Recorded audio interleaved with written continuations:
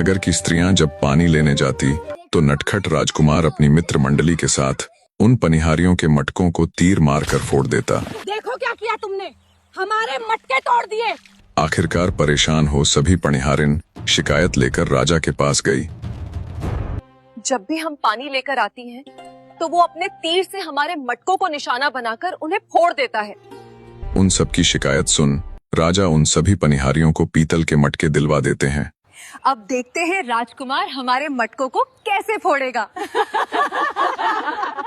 जब राजकुमार सुल्तान ने पनिहारियों के सिर पर पीतल के मटकों को देखा तो उसके खुराफाती दिमाग में एक नई योजना आई। वो तुरंत लोहार के पास गया और उससे लोहे के तीर बनवा लिए। अगले दिन जब पनिहारियां पानी लेकर आई तो राजकुमार सुल्तान ने लोहे के तीरों से निशाना साध उन पीतल के मटकों में भी छेद कर डाला।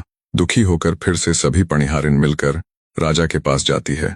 महाराज, अगर आप अपने पुत्र को समझा नहीं सकते अथवा वो आपकी बात नहीं मान रहा है। राजकुमार की रोज रोज आने वाली शिकायतों से दुखी हो राजा के मन में एक विचार आया।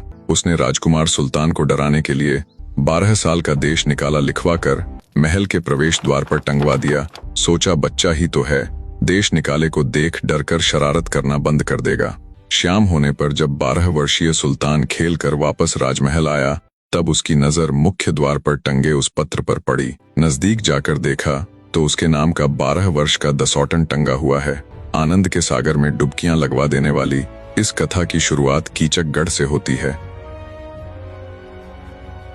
कीचकगढ़ के ऊपर उस समय राजा चकवाबेन के पुत्र राजा मैनपाल का शासन था। जब विवाह के काफी समय बाद भी राजा मैनपाल को संतान सुख नहीं मिला, तब संतान की चाहना में राजा मैनपाल ने एक एक करके 7 रानियों से विवाह किया, पर कोई भी रानी राजा मैनपाल को संतान का सुख नहीं दे पाई।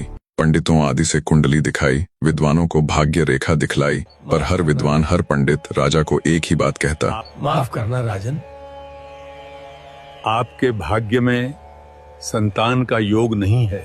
सबके मुख से एक ही जवाब सुन राजा मैनपाल अत्यंत दुखी हुआ। एक दिन की बात है, जब राजा मैनपाल शिकार खेलने के लिए गया हुआ था तब जंगल में एक हिरण का पीछा करते करते वो एक गुफा में प्रवेश कर जाता है।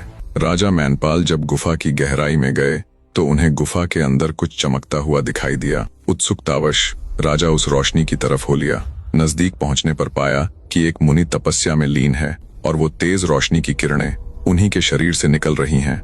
पूरी कहानी एक बार में देखने के लिए इस वीडियो के कमेंट्स में जाए। कमेंट में मैंने पूरी कहानी का लिंक डाल दिया है। लिंक पर क्लिक करके आप पूरी कहानी का मजा एक बार में ही ले सकते हैं। धन्यवाद।